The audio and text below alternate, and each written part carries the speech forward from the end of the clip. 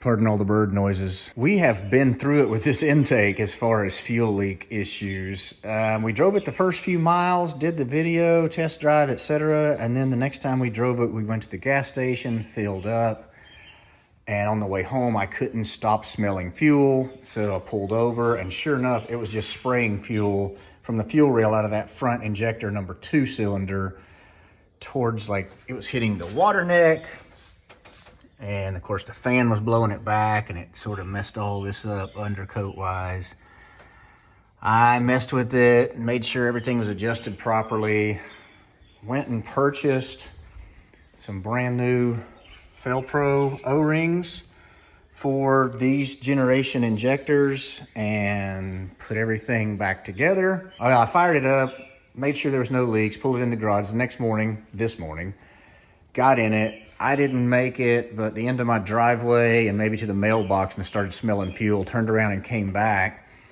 And number 8 cylinder injector was spraying right there. You may or may not be able to see the little spot that it completely cleaned off the undercoat and paint off the firewall. With a flammable liquid like gasoline, just seems risky. I did send a message to the guys at Performance Design. It is Saturday morning and it's Easter weekend, so I don't expect to hear anything back, but I'm just really confused. New O-rings, and I just keep fighting this fuel issue. Like 3 times I thought I had it, and then it's doing it again, even with new O-rings. So now we're on to the next step. In the blue F100 with the 6-liter, when I sent the injectors off to have them all cleaned and checked to see if they matched, they gave them back to me with this bag of O-rings, which these big fat donuts are definitely thicker. So the red ones is what was in it with the Trailblazer SS intake, no issues at all, but when we started having problems, the black ones are the new Felpro ones that I went to the parts store and got yesterday, hoping to fix this injector issue.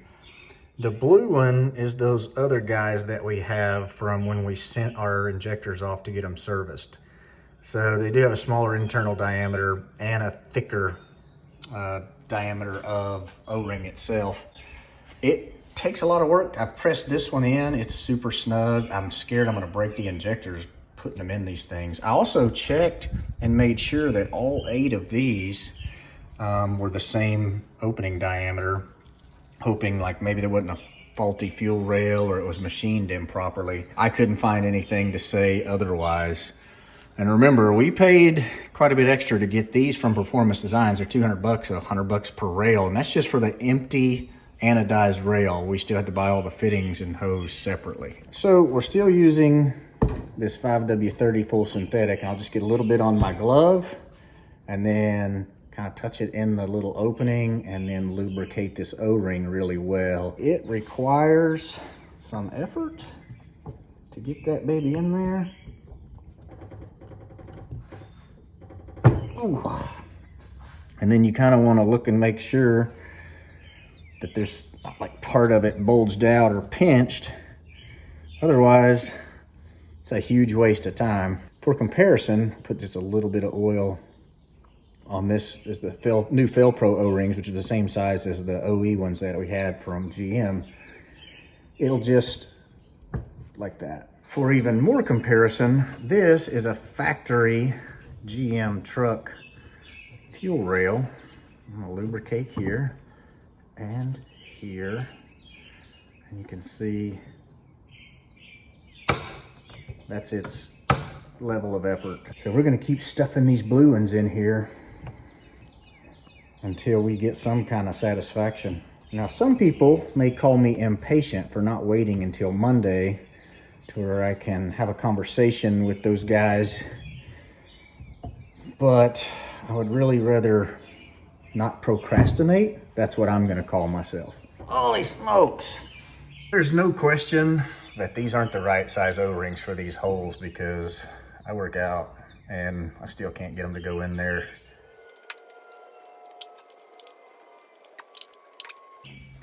Oh yeah. Real nice, Clark.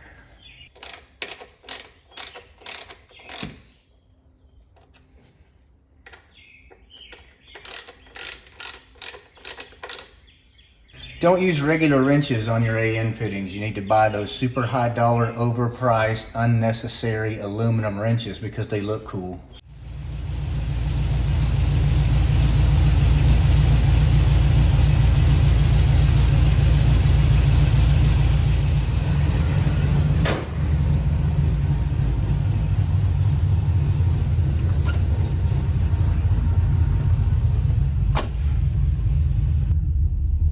There's never any doubt if it's beginning to leak because the odor is so overwhelming. Sorry, I'm watching for my dogs. That one of them tends to stand right in the way, but she's 15, so what are you gonna do?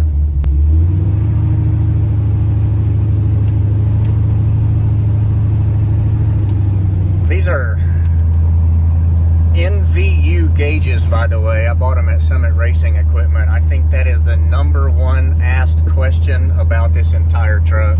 It seems like this causes it every time it gets turned off and turned on, or the times that I've had it happen. So I'm gonna do a quick shut it down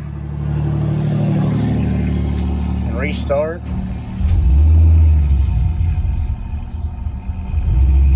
Come on, baby. There you go.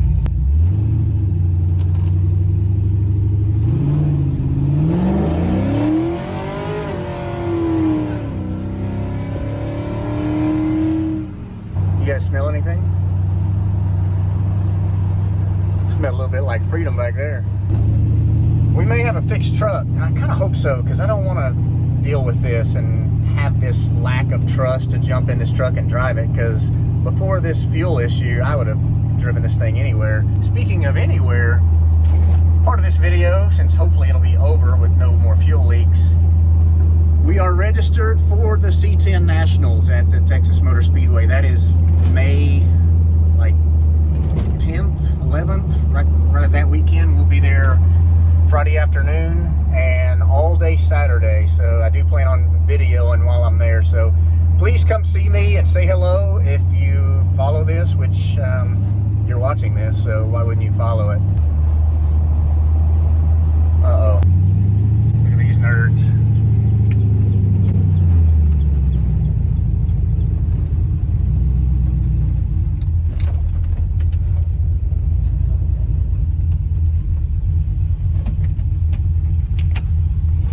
Shaking.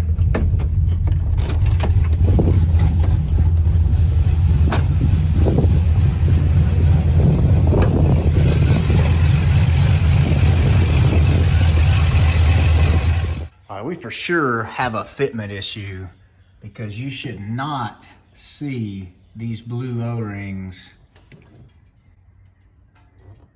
They should be completely pressed inside these fuel rails, which just tells me that the way maybe this intake has the hold down levels, it is too high. You should never, ever, ever see those little bits of blue. Yeah, check this out.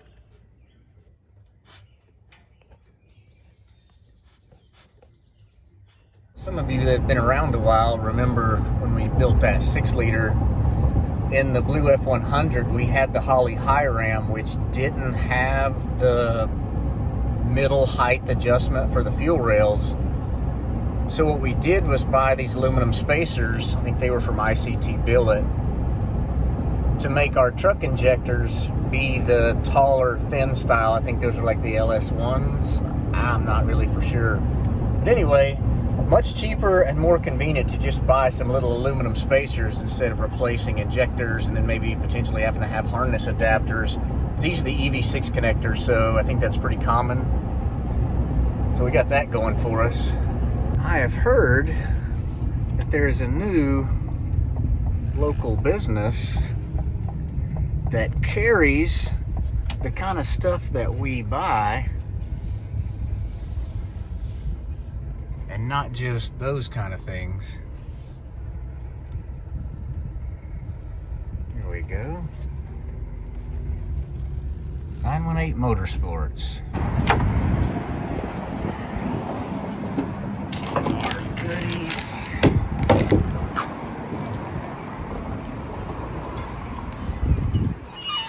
What's up?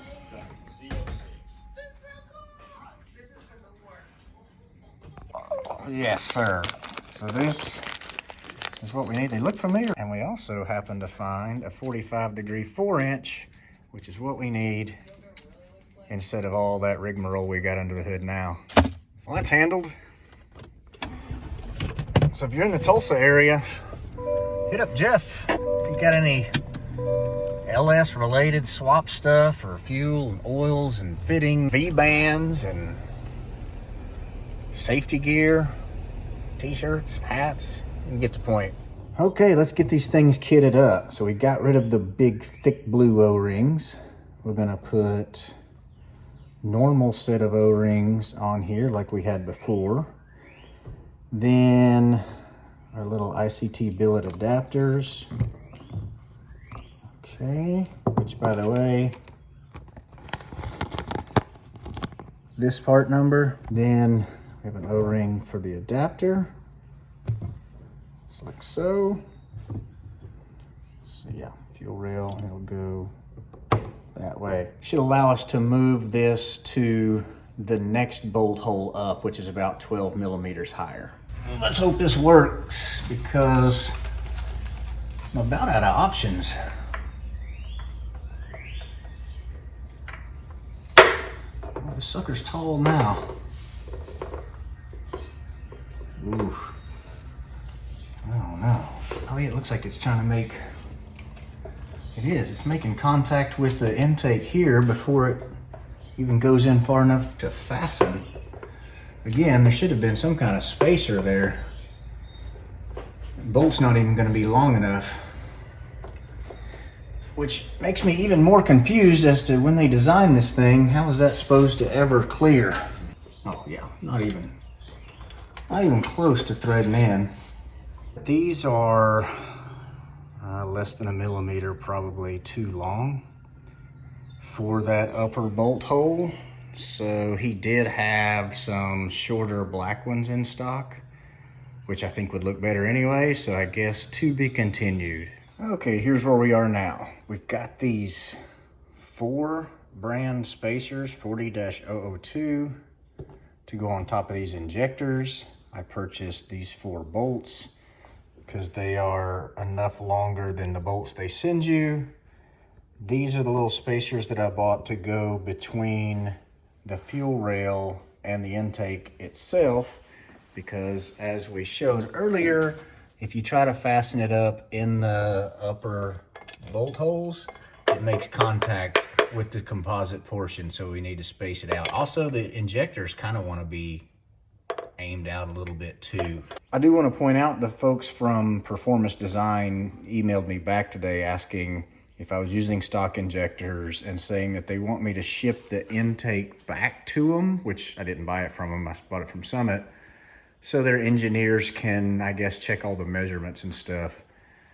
I guess to be continued on that, because my opinion is, you ship me a new intake, I'll box this one up in the box you ship it in, and I'll send it to you, and you guys can take as much time as you want with it. But as long as I've got $1,600 sitting here, I'm gonna make it work.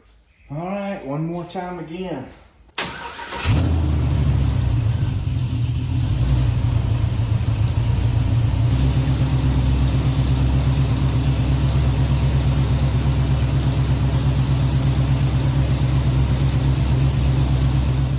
Didn't see any leaks on the initial startup, but I have learned I've got to get in this thing and drive it for some reason before it'll show that kind of stuff. Also, I ordered a black plastic one of these that I can cut to fit. I'm not happy with this steel.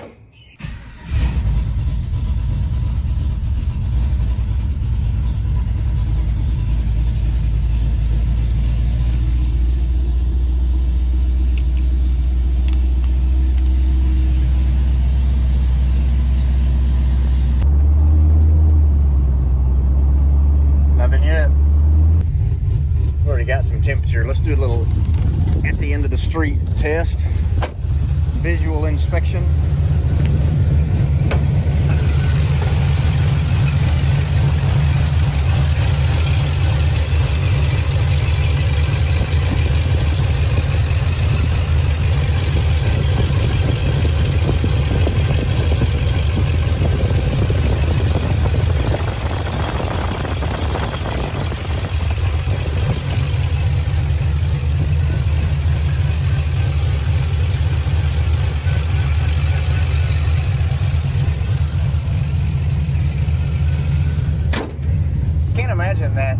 in the fix, because clearly the O-rings, the sealing surfaces are fully compressed inside that fuel rail now with those spacers in it. Everything looks nice and tidy. So I'm feeling pretty good about this 32-piece set. Still gonna need a freedom check though.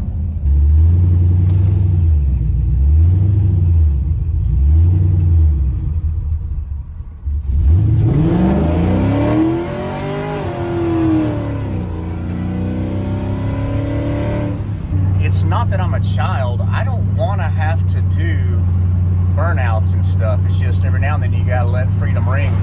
Do another restart.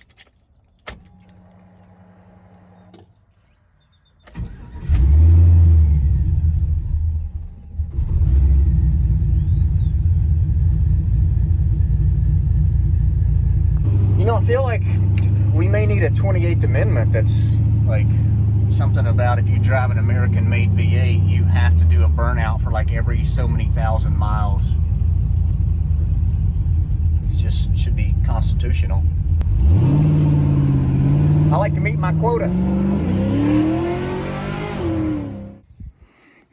Fixed.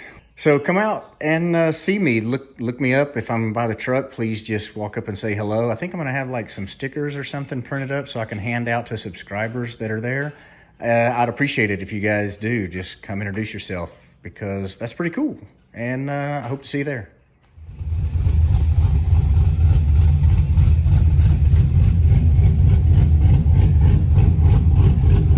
I'll have my YouTube on the back window and on the license plate so you guys will know it's me.